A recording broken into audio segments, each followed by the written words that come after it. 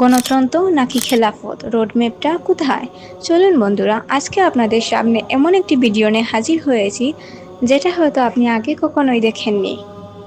নির্বাচন ইসলামের রাষ্ট্র ব্যবস্থার নাম খেলাফত। এটা শুধু শাসন ব্যবস্থা নয়, এটা এক নৈতিক কাঠামো যেখানে চূড়ান্ত কর্তৃত্ব আল্লাহর, খলিফা শুধু সেই বিধানের বাস্তবায়নকারী। এখানে আইন বানানোর অধিকার মানুষের নয়, শাসনের উদ্দেশ্য ইহকালীন সুবিচার ও পরকালীন দায়বদ্ধতা। অন্যদিকে গণতন্ত্রের ভিত্তি আলাদা। শাসক আসে জনগণের ভোটে, আইন তৈরি হয় সংসদে, আর চূড়ান্ত কর্তৃত্ব থাকে মানুষের হাতে।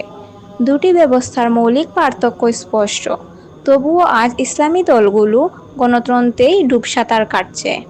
তাহলে প্রশ্ন, তারা কি কেবল ক্ষমতায় যাওয়ার জন্য ভোটের রাজনীতি করছে, নাকি গণতন্ত্রকে খেলাফতের পথে পৌঁছানোর কৌশল ভাবছে? যদি কৌশল হয়, তাহলে প্রশ্ন জাগে, আদর্শ যেখানে আল্লাহর বিধানেই চূড়ান্ত, সেখানে সংখ্যাগরিষ্ঠতা চূড়ান্ত হয় কিভাবে? দলগুলো একটি দ্বৈত সংকটে ভুগছে। তারা আদর্শিক পরিচয় রাখতে চায় কিন্তু বলতে ভয় পায়, কারণ জানে খেলাফত বললে মিডিয়া, কমিশন, রাষ্ট্র সব একসাথে ঝাঁপিয়ে পড়বে। তাই তারা বেছে নেয় এক কথিত কৌশল, আদর্শিক আছি তবে বাস্তবতাও মানি। কিন্তু যখন কৌশল মুখ্য হয়ে ওঠে, আদর্শ কি পেছনে পড়ে যায় না? যদি আদর্শ শুধু একটি আবেগঘন স্লোগান হয় আর বাস্তবতা হয় টিকে থাকার মূল মন্ত্র, তাহলে আপনি আর ইসলামী নন, আপনি হচ্ছেন নীতিহীন বাস্তববাদী।